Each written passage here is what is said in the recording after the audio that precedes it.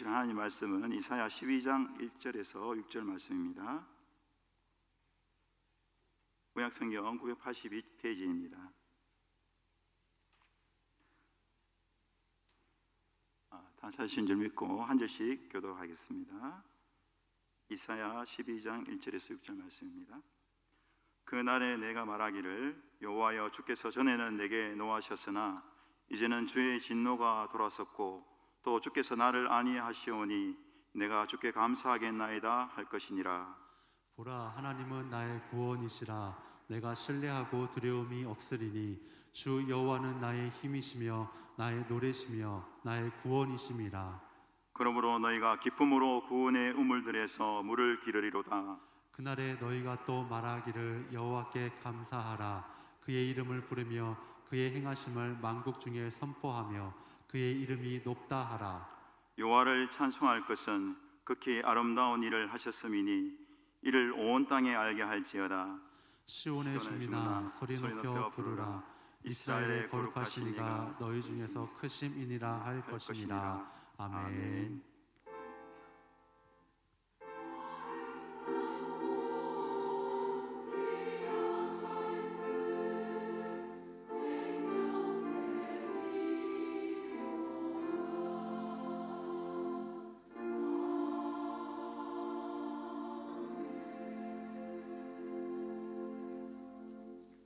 이 시간 온 땅에 알게 할지어다라는 제목으로 새선이 간사로 섬기시는 홍준희 목사님께서 말씀을 전해 주시겠습니다.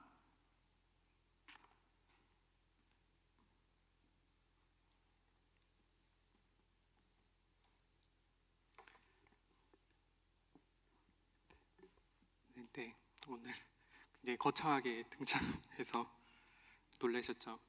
선교 주일 선교 수요 예배를 진행 중에 있습니다. 네, 오늘 온 땅에 알게 할지어다라는 제목으로 같이 은혜의 말씀 나누고자 합니다. 혹시 끝판왕이라는 말을 아십니까? 생소하십니까? 네. 국어 사전에 등재된 해석을 살펴보면요, 마지막 판에 이르러 볼 수 있는 왕, 게임 같은 데서 보면요 마지막 최종 왕입니다. 그리고 가장 뛰어나고 대단한 사람이나 그러한 대상을 이르는 말로 기재되어 있습니다. 대략적으로 마지막 단계, 마지막 관문에 이르러서 만나는 사람에 대해서 이르는 그 뜻을 갖고 있습니다. 개인적으로 어릴 때에는 끝판왕은 어머니였습니다. 그 최종 결정권자가 어머니였기 때문에 그렇습니다. 그래서 모든 허락을 받으려면은 어머니한테 허락을 받아야지 그 진행을 할 수 있었습니다. 지금은 어머니에서 아내로 바뀌었습니다. 네. 학생 때는 고등학교가 끝판왕이라고 생각을 했습니다. 더 이상 고등학교 이후로는 공부를 하지 않을 것이라는 큰 기대 속에 있었는데 31살이 되어서도 대학원을 다니는 저를 보면서 네, 끝이 없구나라는 생각을 하게 되었습니다. 며칠 전에도 아이 장난감 하나를 사줬는데 어떻게 다루는지를 몰라서 설명서를 펴고 공부하고 있는 제 모습을 보면서 정말 끝이 없는 공부구나라는 것을 느끼게 되었습니다. 전도사 시절에는 제가 그 신학교부터 다녀서 그 전도사 시절을 굉장히 오래 시작을 했습니다. 일찍 시작을 했습니다. 그래서 전도사 시절에는 목사가 되면 다 되는 줄 알았습니다. 사역에 대한 안정성을 갖게 되고 또 품고 있던 비전이 성취가 되고 또 도덕적으로 흠을 갖고 있는 제 자신한테 있는 그 흠이나 탐심, 또 부족한 인격, 부족한 사랑 등이 딱 목사가 되면은 딱 갖춰지는 줄 알았습니다. 언젠가도 한번 말씀드렸던 적이 있는데 목사 안수를 받을 때 성령님이 강하게 임하셔서 정말 그 성령님이 비둘기같이 임하셔서 제가 전인격적으로 변화되는 체험을 하는 줄 알았습니다. 네. 근데 그런 일은 일어나지 않더라고요. 네. 저도 여러분과 동일하게 늘 주님 안에서 노력하며 살아가고 있는 그런 사람입니다. 이 강대상에 올라오기 전에도 전도사님 두 분이 제가 편식을 좀 합니다. 편식을 좀 하는데 그 편식하는 걸 가지고 저에게 이렇게 놀리듯이 얘기를 했는데 굉장히 불쾌했지만 네, 잘 극복하고 의지를 갖고 극복하고 사랑하는 마음으로 이겨냈습니다. 네, 그렇게 살아가고 있습니다. 그렇다면 기독교인으로서 갖고 있는 그 끝판왕은 뭘까요? 기독교인으로서 가야 되는 그 끝은 무엇일까? 한번 생각해 보신 적 있으십니까? 어느 정도 되어야 신앙의 정점에 이르는지 한번 고민해 보신 적 있으십니까? 어떤 분들은 선교라고 얘기합니다. 7년 전에 단기 선교팀을 데리고 캄보디아를 간 적이 있습니다. 사역이 한참 진행 중일 때 그 저녁에 안수 집사님 한 분이 기도 모임 시간에 이런 고백을 한 적이 있습니다. 선교로 오기까지 결심과 과정을 살펴보면은 직장인으로 어떻게 가능할까라는 생각이 들었다고 합니다. 진급에 영향이 있지 않을까, 내 업무를 대신해야 하는 동료들에 대한 미안함과 두고 온 가족들에 대한 걱정, 몇 번이나 취소 수수료를 지불하고서라도 포기하려 했지만 그때마다 선교를 같이 준비해오던 팀원들과 준비하면서 부어주신 하나님의 은혜로 여기까지 오게 되었고 잘 왔다라고 생각한다라고 고백했습니다. 또 다 포기하고 왔지만 정작 와서 보니까 포기한 것이 하나도 없다라는 고백입니다. 이 집사님의 얘기를 들으면서 선교라는 것은 정말 많은 것을 희생하면서 와야 되는 어떤 신앙의 정점이자 끝이라는 설득을 당했습니다. 당시 저도 선교사는 특별한 사명이 필요한 것이고 특별한 분들이 하는 위대한 사명의 그 의식과도 같은 것이라고 생각했기 때문에 그렇습니다. 그런데 이런 생각은 기독교인들이 보편적인 의식, 그러니까 기독교인들이 갖고 있는 보편적 의식이라고 생각이 됩니다. 이에 대한 사회적 증거가 있습니다. 사회 전반적으로 경기가 불황일 때 교회 재정에서 가장 먼저 주는 것이 어디인지 아십니까?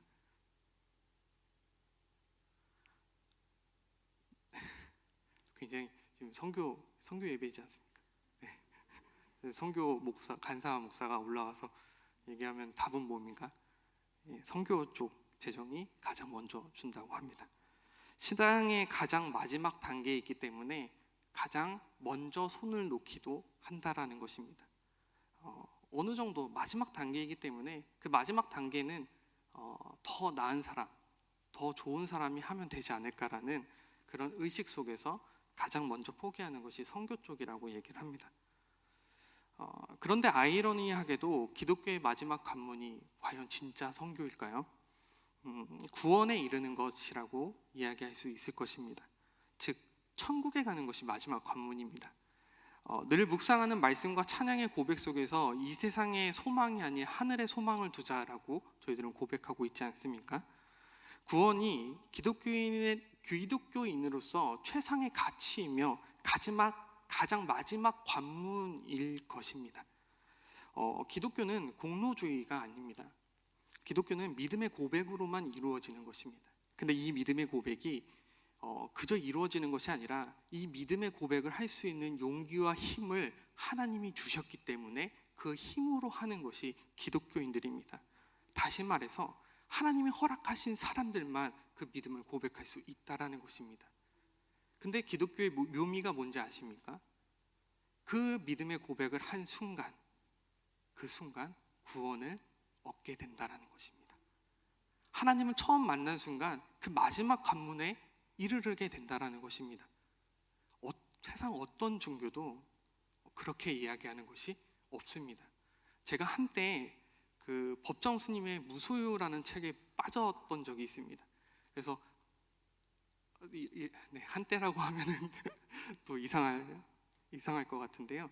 고등학교 때였어요. 신앙이 없었을 때 법정 스님의 그 무소유라는 책을 보면서 되게 감명 깊게 받았어요. 다 버리고 살아야 되는구나. 갖고 있는 것은 정말 가치 없는 거구나라고 하면서 깨달음은 얻었지만 자꾸 뭔가를 소유하고 싶어하고 갖고 싶어하는 제 모습을 보면서 나는 불교와 맞지 않는구나. 라는 진리를 깨닫게 되었습니다. 불교는 혹은 타 종교는 어떤 그 공로주의로 인해서 우리가 무엇인가를 함으로 인해서 얻어지는 결과를 이야기합니다. 하지만 기독교는 다릅니다. 우리가 믿음의 고백을 한 그 첫 순간 우리는 마지막 관문에 이르게 된다는 것입니다. 그렇다면 우리에게는 그 끝판왕이라는 말이, 그 단어가 전혀 어울리지 않는 것이 기독교일 것입니다. 마지막 관문에 오른 기독교인들은 삶의 더 이상 남은 단계 혹은 삶의 마지막 관문이 존재하지 않습니다. 우리에게는 오직 기쁨, 오직 환희만이 존재하게 된다라는 것입니다.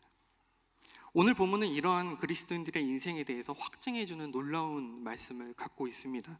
1절 말씀, 2절 말씀인데요. 2절 말씀을 한번 같이 읽어보도록 하겠습니다. 2절 말씀입니다. 보라, 하나님은 나의 구원이시라. 내가 신뢰하고 두려움이 없으리니 주 여호와는 나의 힘이시며 나의 노래시며 나의 구원이심이라. 아멘. 이 찬양의 가사가 굉장히 아름답지 않습니까? 나의 힘이시며 나의 노래시며 나의 구원이심이라. 하나님을 신뢰하며 두려움을 이겨나갈 저와 여러분들이 하는 것은 굉장히 간단합니다. 이 찬양입니다. 이 구원의 노래가 저와 여러분들의 찬양, 올려드리는 그 찬양이 되기를 간절히 바랍니다. 그럼 우리에게 하나님은 3절의 그 기쁨으로 구원의 우물들에서 그 물을 뜨라라고 말씀하고 계십니다. 이것은 이스라엘 백성이 출애굽 과정 중에서 만났던 여러 가지 물들을 뜻하게 됩니다. 홍해의 바다, 마라의 물, 엘림의 물, 반석의 물, 이 물들을 뜻하게 되는데 이 모두는 하나님의 구원 사역과 굉장히 밀접한 연관을 갖고 있습니다. 가나안 땅에 약속받은 이스라엘 백성들에게 하나님이 은혜를 베푸신 것을 기록한 것이 이 물들입니다. 하나님이 은혜를 주신 것을 기억하라. 이 물들을 통해서 하나님이 주신 그 은혜들을 기억하라라고 기록해져 있는 것이 이 물들입니다. 구원의 영광을 누린 사람들에게 오늘 이사야 선지자는 어떻게 반응해야 되는지에 대해서 3절 이하의 말씀에 4가지를 놓고 이야기하고 있습니다. 4가지 단계를 놓고 선포하고 있는데, 첫 번째는 구원에 감사하라라고 얘기하고 있습니다. 두 번째는 그의 이름을 부르라라고 얘기하고 있습니다. 그리고 세 번째는 그의 행하심을 만국 중에 선포하라라고 말씀합니다.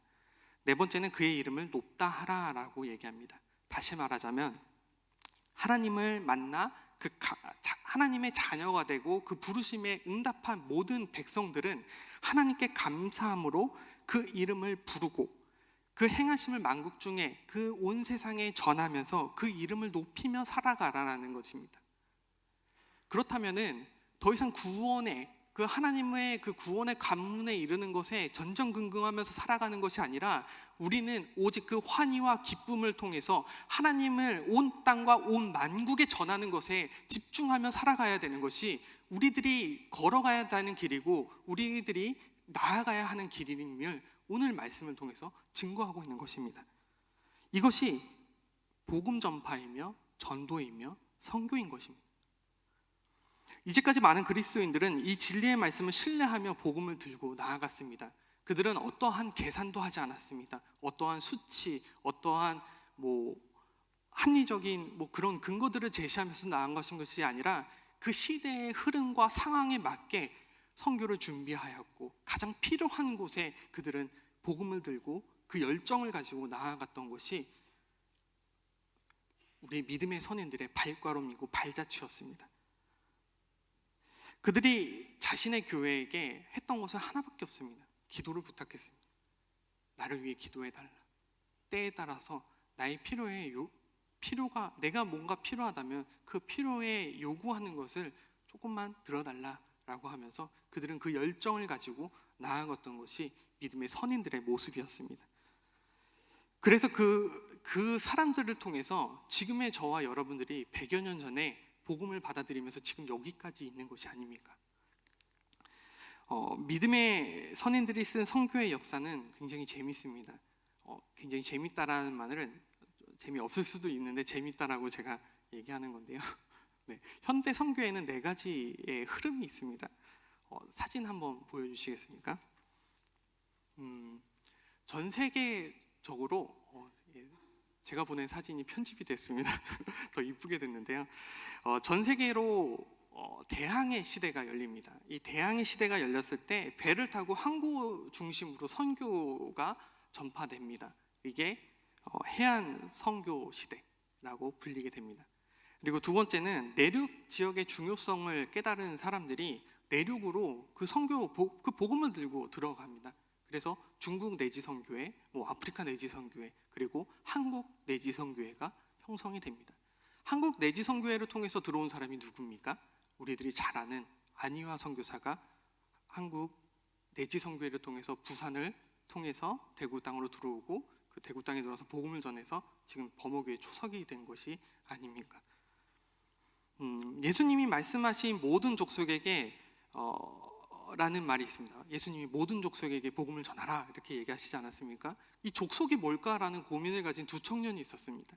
이 족속이 뭘까? 족속이 뭘까? 그래서 이 두 청년이 이 족속에 대해서 연구하다가 사회와 문화로 한 종족을 잃은 한 공동체를 잃은 그 사람들에게 복음을 전해야 되겠다. 사회와 문화로 한 그룹을 잃은 그 사람들에게 복음을 전해야 되겠다라고 생각한 사람들이 종족 선교 시대를 열게 됩니다. 재밌지 않습니까? 네. 재미가 없군요. 재밌으시면 PSP에 내년에 꼭 신청해서 참석해 주시길 바랍니다. 근래에는 가속화된 글로벌 시대가 형성이 되었습니다. 그래서 많은 이주민들이 발생하게 됩니다. 돈 때문에 혹은 더 나은 삶을 위해서 많은 사람들이 이주하게 되는데 그 이주하는 사람들에게 별도로 우리가 찾아가지 않아도 자꾸 오는 겁니다. 그래서 그 오는 사람들에게 복음을 전하는 이주민 선교 시대가 열리게 되었습니다. 모든 선교 시대는 40년에 중첩되는 시기들이 형성이 됩니다. 이 40년은 전환기라고 불리면서 선교, 교회, 세계 현황 등의 여러 가지 문제나 오류 혹은 더 나은 방향이 무엇인지에 대해서 서로 협력해서 수정하고 보완해가지고 다음 시대로 열어가는 그 중첩되는 그 시기를 40년의 전환기라고 얘기할 수 있습니다. 학문적으로 아직 이를 수도 있지만 저희는 지금까지 두 번의 전환기가 있었는데요. 지금은 세 번째 전환기 속에 살고 있다라고 볼 수 있을 것 같습니다. 제가 왜 이렇게 조심스럽게 얘기하냐면 저희 담임 목사님이 그 성경 박사 출신이지 않습니까? 학문적으로는 좀 조심스럽게 얘기를 꺼내야 될 것 같아서요. 세 번째로 전환기를 맞이하고 있는 것입니다. 글로벌화되는 시대 속에서 이주민들을 어떻게 받아들일 것인가, 종족과 사회로 한 문화를 잃은 그 그룹들에게 어떻게 복음을 전할 것인가에 대한 그 고민 속에서 그 전환기 속에서 저희들이 놓여져 있는 것입니다. 저와 여러분들이 복음을 전해야 되는 대상이 해외에 있는 문화와 종족으로 이루어진 이방 민족이고 또 우리에게 이미 가까이 와 있는 이주민들이라는 것입니다. 작년에 담임 목사님이 대구에 있는 외국인들 현황에 대해서 알아보라고 저한테 알아보라고 하셨습니다. 그래서 제가 그 현황에 대해서 알아봤는데 지금 대구와 경산에 굉장히 많은 외국인들이 이미 들어와 있습니다. 한번 표를 보여주시겠습니까? 이게 보면은 저 위에가 이제 대구 인구고요, 밑에가 외국인 인구입니다. 저렇게 보면 실감이 잘 안 되시죠? 거주자로 대구와 경산 지역의 거주자입니다. 거주자로 신고가 된 사람, 합법적으로 신고가 된 사람들이 1.35%입니다. 1.35%가 되고요. 유학생 그리고 불법 체류자들까지 치면요, 적어도 7%에서 10%까지 된다고 합니다. 그러니까 저희 그 대구와 경산 인구를 합쳐놓은 거에서 10% 정도가 외국인들이라고 보면은 정확할 것 같습니다. 굉장히 많은 외국인들이 저희들한테 이미 와 있는 것입니다.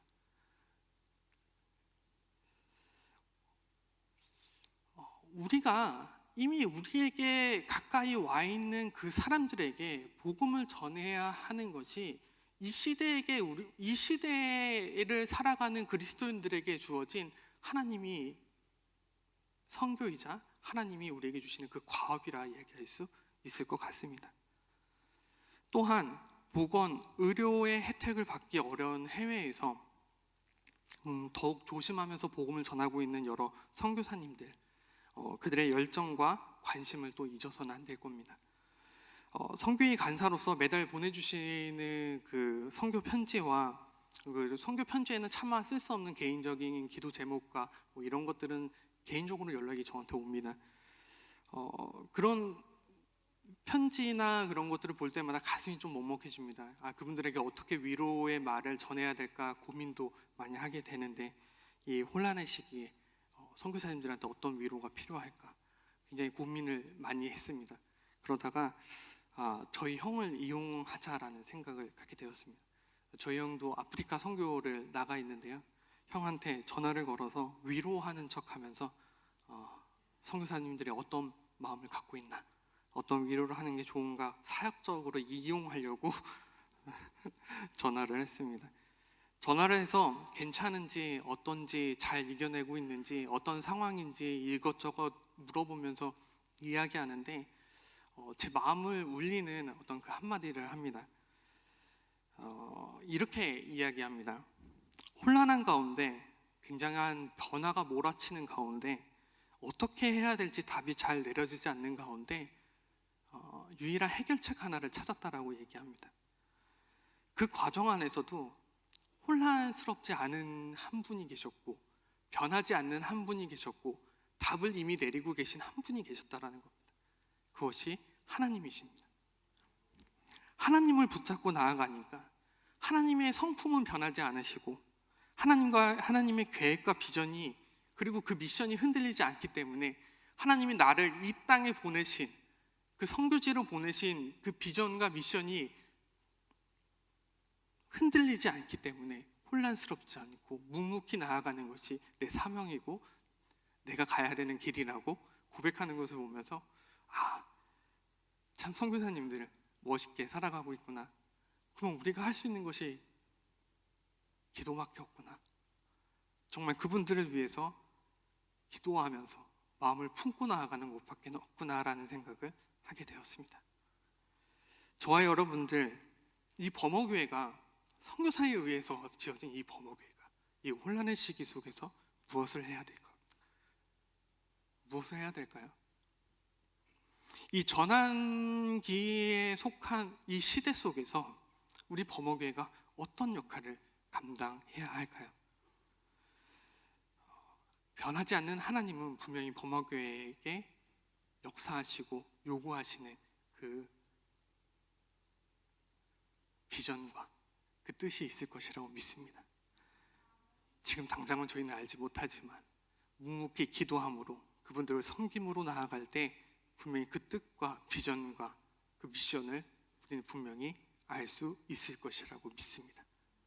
그러기에 우리 가까이 와 있는 많은 이주민들을 위해서 우리가 보살펴줘야 되고, 해외에 나가서 열심히 고군분투하고 계시는 선교사님들을 위해서 기도하면서 저희들이 섬기며 나아갈 때 우리 범어교회가 이 전환기의 시대 속에서 시대를 이끌어가는 놀라운 교회로 사용받을 것이라 믿습니다.